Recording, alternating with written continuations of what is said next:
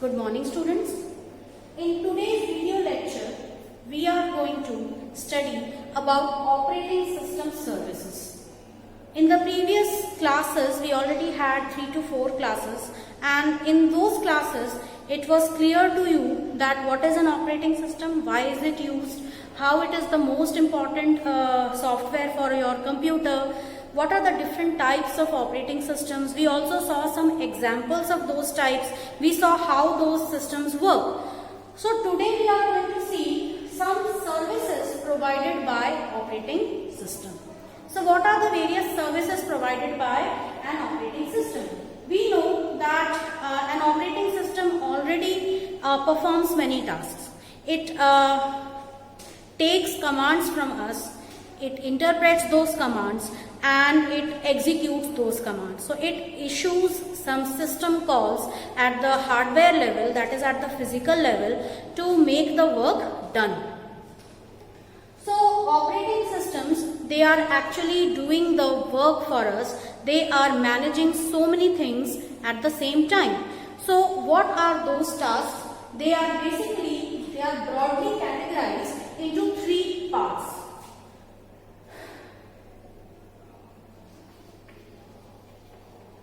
Processor management,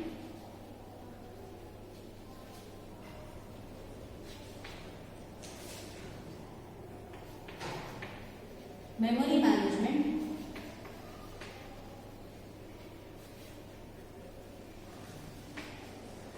and last of all we have input-output management.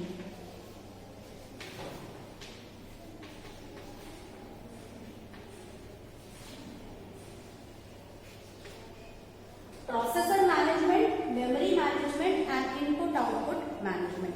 These are the 3 main categories within which the operating system services, all the tasks done by operating systems, are easily classified.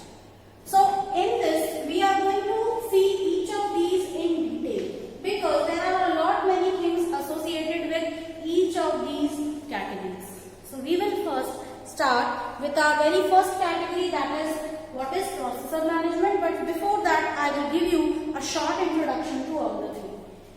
Talking about processor management, processor management means managing your processor so that it performs all the different tasks. Okay. The very important thing is to first manage or distribute the RAM and the CPU time among the various processes of the computer, how programs are to be executed, how or which program or process has to be given first priority, job scheduling, CPU scheduling, all the different types of such tasks which manage processes is known as what? Processor management. Memory management. How your processes will come and go within the memory, that is your RAM. How they will be stored in RAM, how they will be executed, and how they will be taken out of RAM. All those things are managed by the memory management. Input-output management. All tasks are not done by your CPU. All tasks are not done by your memory. Some tasks are also handled by input or output devices. So how those devices work, how to manage the task between those devices, which is also handled by your operating system. So that comes under input-output management. So we will first start with processor management. Talking about processor management, the very important thing is manage tasks which are also known as processes. Manage processes, that is the various tasks which are done or which are executed by the computer. So how is this done? Managing all the tasks means, now when you say processes, there are certain meanings. It comes from the word program. We already know that a program is a set of instructions which when executed it performs a certain task. So a program is something which lies on your hard disk.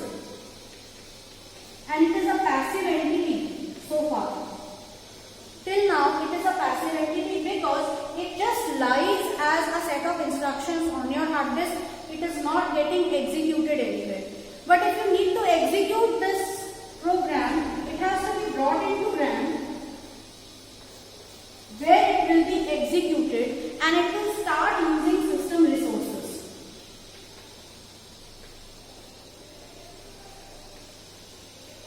It will start using various system resources. So when a program starts using RAM, it starts using CPU time,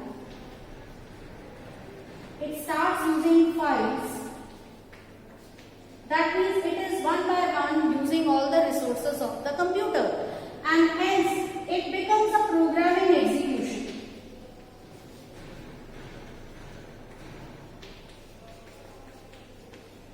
It becomes a program in execution. So when it becomes a program in execution, then it becomes a process. A process is nothing but a program in execution. So when a program has to execute, it needs CPU resource, it needs the resources of your computer, and once it is allocated the various resources, it becomes a process. Sometimes we would use the term job also to represent processes. We will be using these two terms interchangeably, job as well as process. Now what is a job? Now what processor management does is a very important task, that is CPU scheduling of jobs.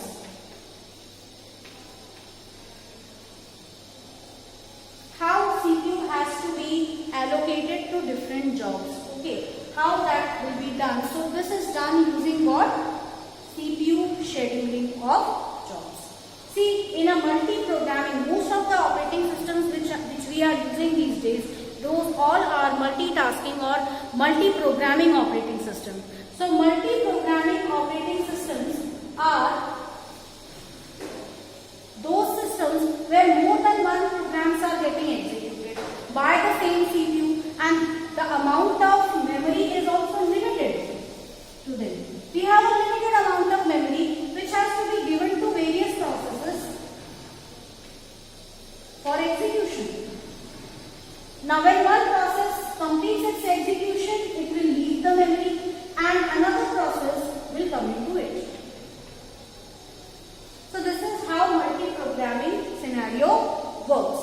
So in a multi-processing environment, in a multi-programming environment, normally there are more than one processes which are executed by the CPU. So now how to schedule these jobs, how to schedule them, how to set the priority that which job has to be brought into RAM, which job has to be given the CPU, all these things, there are certain techniques which are followed and they come under CPU scheduling. Now very first thing comes is, we have under scheduling, now there are various other things, the factors which are to be kept in mind, like throughput of a program. What is the throughput of a program? It is throughput of an operating system actually, number of jobs executed divided by total time needed for execution. That means number of jobs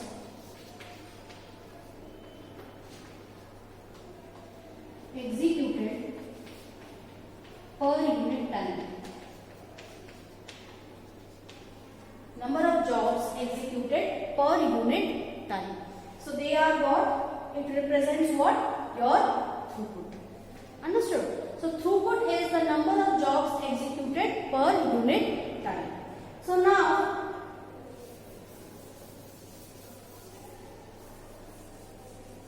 this throughput has to be maximum when it comes to measuring the efficiency of your operating system. Throughput has to be the maximum. Okay, so how can we calculate if your operating system is able to execute more than one processes within less time? It means your operating system is efficient. Okay, it is able to utilize all the resources, all the system resources, and there is no wastage of CPU time, there is no wastage of memory. It means that the throughput of your operating system is efficient or it is high. Okay, so the higher the throughput of an operating system, the higher is its performance, the better is its performance. Okay, coming to processor management, we need to first understand that when a process, how a process executes. So we have something known as schedulers here.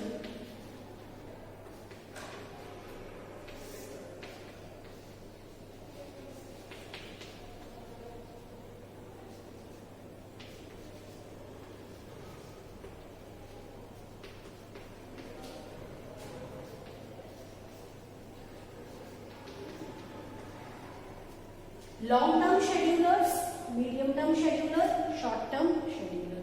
Three types of schedulers. Now, what is the task of a scheduler? It is a part of an operating system which schedules which fixes the schedules or which picks up the tasks which are to be executed, which picks up the processes which are to be executed. So, when we come to the first one, that is long-term scheduler, what it does? Normally, all our programs and data is saved on a hard disk. We all know that. So hard disk is generally a pool of jobs. We say it is a pool of jobs. Now for execution, it is essential that your tasks are picked up, your processes or programs, they are picked up from the hard disk and they are brought into RAM. Sorry, I have used the wrong symbol for RAM. It should be this. This should be the symbol for RAM. So they are picked up from there and they are brought into, one more thing, wait. They are brought into RAM, it is correct, but they go into a process queue or a job queue. This process queue, this queue of processes is there in RAM. It is similar to a queue of people who are standing in a box office movie ticket counter and waiting for their turn to get a ticket and get inside the cinema hall. Okay, get inside the theater. So likewise, some processes are picked up and they are brought into the process queue. Okay, one by one they line up within the process queue. And once they line up within the process queue, what is to be done? They have to be allocated CPU. So now this long-term scheduler works over here. How and why is it known as long-term scheduler? Because the frequency of selecting processes from the pool of jobs, bringing them into the process queue within RAM, it is very less. It takes place less frequently. That is why it is named as long-term scheduler. Now comes the medium-term scheduler. Now what is the task of a medium-term scheduler?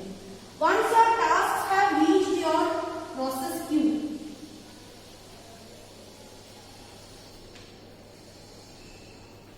one by one these processes are to be executed by the CPU.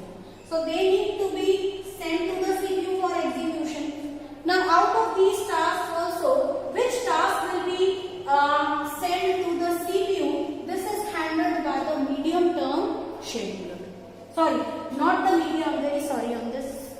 This is handled by the short-term scheduler, students. Okay, the short-term scheduler works very frequently because we know that the CPU is very fast device.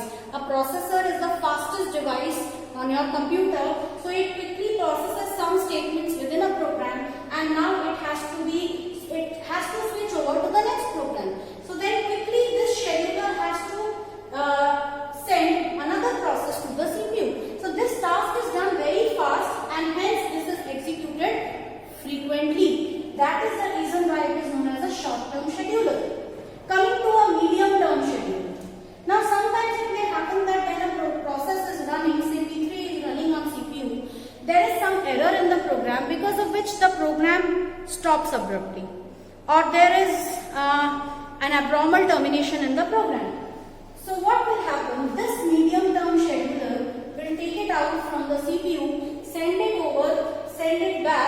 to your hard disk or to your ready queue, that is your process queue, and from the process queue it will select some other process and bring it to the CPU.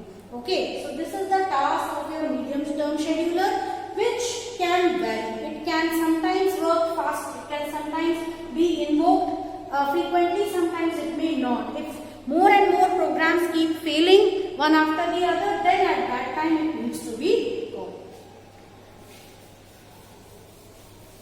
This process queue is also known as ready queue. This process queue which we talked about, it is also known as a ready queue.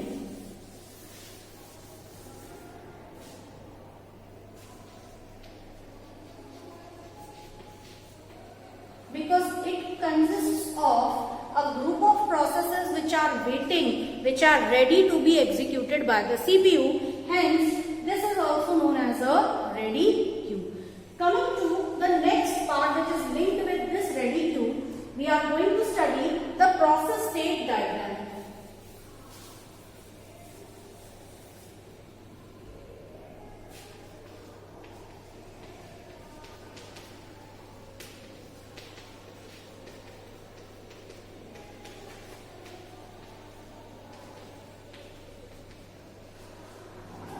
Process state diagram.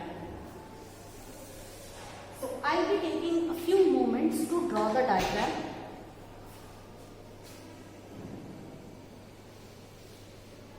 When a process is newly created, it takes up the new state. It comes into your, it is picked up by the long-term scheduler and it is brought into your ready queue. Hence, now it comes into the ready state. That is, now it is ready to be executed by the CPU. Dispatched by the short-term scheduler. That is, now it is picked up by the short-term scheduler and it starts running. It starts executing. So now it is into the running state. Now it might happen that there is some interruption. Interruption why? Because it is quite possible that your program might be terminated abruptly. There is some problem in your program which needs to be looked into. So it will stop running, stop execution, and it will come back to the ready queue. That will it will wait for its next turn to execute. So it comes back into the ready stage. Now there is another state here known as the waiting state. Suppose now all the statements of a program, they are not processing statements. Some statements, very few statements would be there which are processing statements. Like if we take case of a Python program, I write a equals integer input some value. I write b equals integer input some value. I write c equals a plus b. I write print c. So only this statement is executed by the processor. Whereas these two are input statements, this is the output statement which has to be handled separately by input and output device. So these statements, when they are to be executed, suppose your program starts running and immediately it comes across input statements, it will go into the waiting state, and during the waiting state,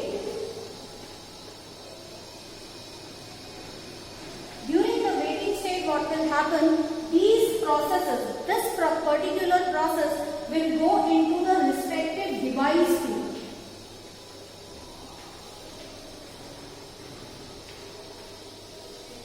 That is, if we need to take input from the keyboard, so it will go into the keyboard device queue. And it will wait for the user to enter the values. Once the user enters the values, what will happen? These values are saved over here. The program is ready for its next phase, that is the processing statement. So once it is completed, once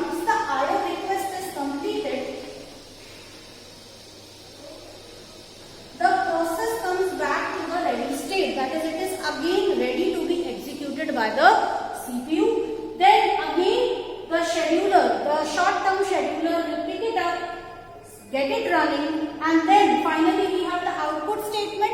So during the output statement, again it will go into the waiting state, output will be completed, come into the ready state, again go back to the running state, and finally it completes over here. And once it completes, it goes into the final phase, that is the terminated stage.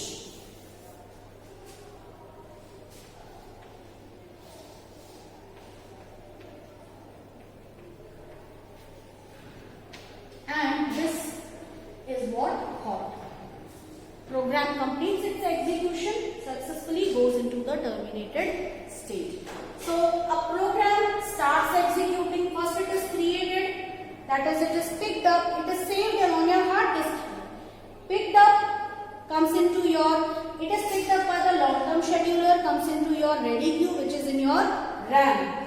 From there, dispatched by the scheduler, short-term scheduler, executed by the CPU, any input is required, goes into the waiting state, comes back again to the ready state, again it sets running. If there is some kind of problem in between, it will go again back into the ready state, again it will be running. Once it completes execution, goes into the terminated state. So this is a very important diagram, students, known as the process state diagram. Kindly memorize this diagram and try to understand its various states. So we end this class here. Thank you.